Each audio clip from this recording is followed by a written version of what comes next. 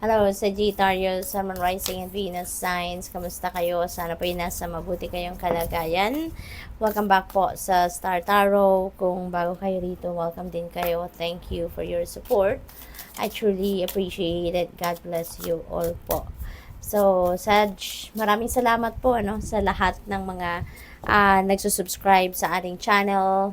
Maraming salamat sa mga likes ninyo. And maraming salamat din po sa mga nagko-comment po, nag-iiwan ng mga magagandang comments. Maraming salamat.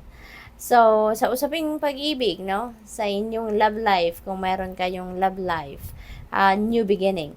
Sabi rito, a new adventure awaits. Embrace it and live your dreams passionately.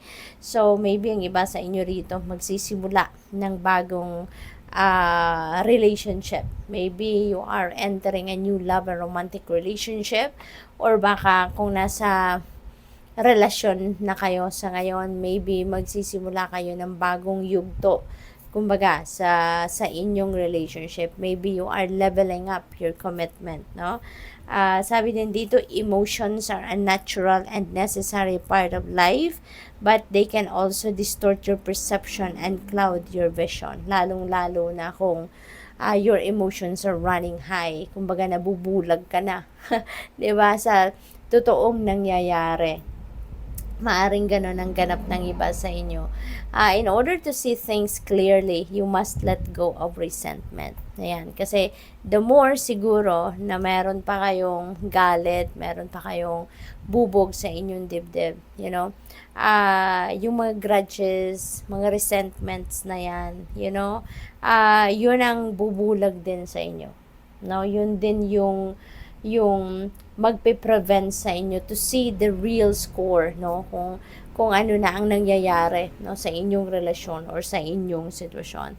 Kaya sabi dito, in order for you to see things clearly, para makita ninyo yung truth ng inyong sitwasyon sa ngayon, kailangan i-let go ninyo ang resentments ninyo, tanggalin na kung ano man yung mga grudges ninyo, ano man yung mga hinanakit ninyo, yung ganon. And you would be able to see the heart, or truth ng inyong sitwasyon with that, na wala kayong not in the perspective na may galit pa kayo or malalim pa yung sugat sa puso ninyo, yung mga ganon. So, parang mas magiging patas, yung magiging pagtingin ninyo sa inyong sitwasyon rito. So, tingnan natin kung ano pa ang ganap for Sagittarius.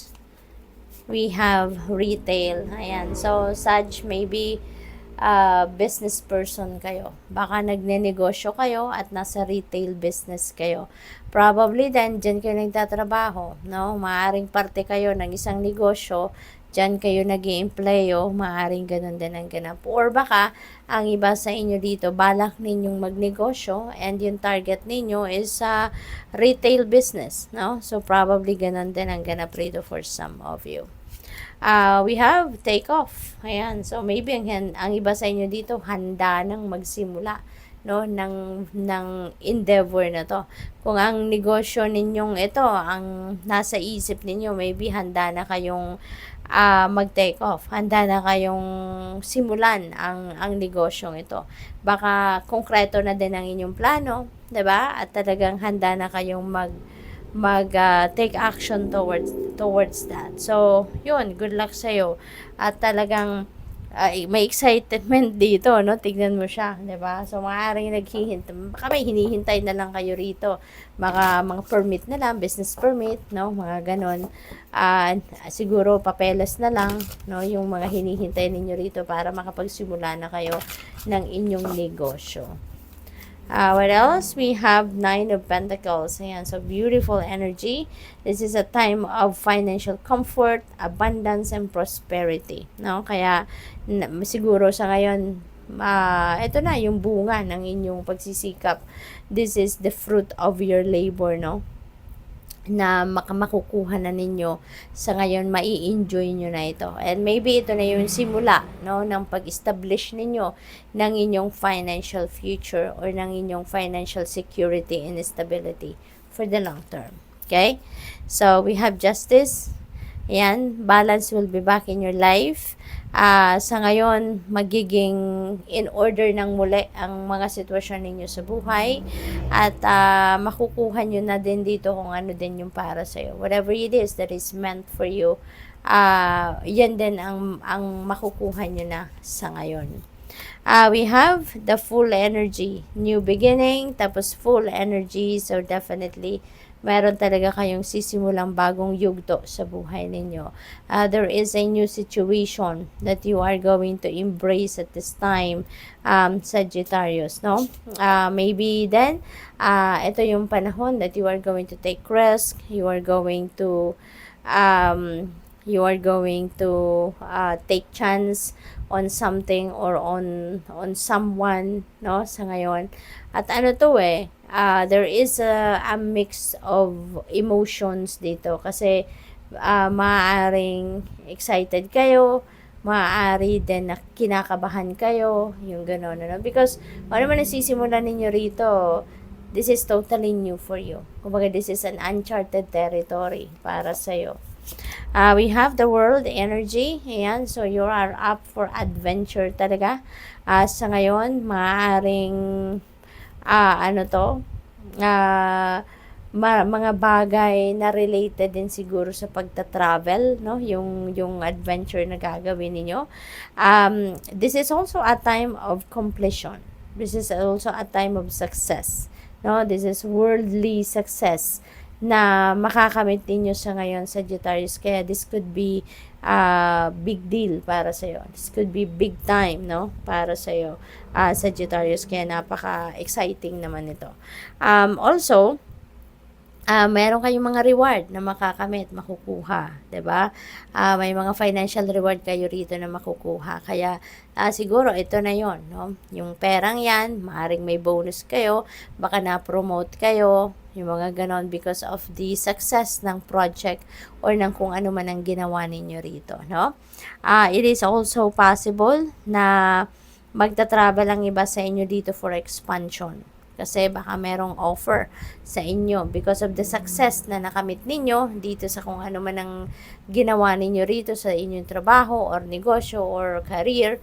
You know, maybe you were offered siguro opportunities, 'di ba? Iba't ibang klaseng opportunities. Kaya maaaring meron din kayo mga pagpipilian rito. Page of Wands, speaking of opportunities, so definitely meron kayong balita or impormasyon na matatanggap dito that could be related to those opportunities na nabanggit ko kanina, no? So this is good news coming your way. So definitely siguro talagang this is something na ikakatuwa ninyo ng bonggang-bongga kasi maybe this is related to those opportunities na maaring matagal na ninyong hinihintay or matagal na ninyong minimithi na magkaroon kayo ng ganon.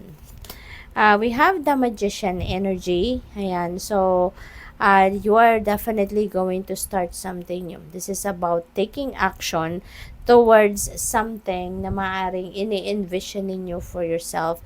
This could be the start of something na kumbaga ano ninyo to, yung bang inisip talaga ninyo or pinagplanuhan ninyo na matagal na. This could be your dreams, this could be your heart's desires na matagal na ninyong inaalagaan dyan sa isip at sa puso ninyo, but for whatever reason, ngayon lang kayo magte-take action. But for whatever reason, ngayon lang kayo nagkaroon or magkakaroon ng lakas ng loob para simulan, no, kung ano man ang ventures na ito. So, good luck sa'yo. Thank you for watching. Love and light. Namaste.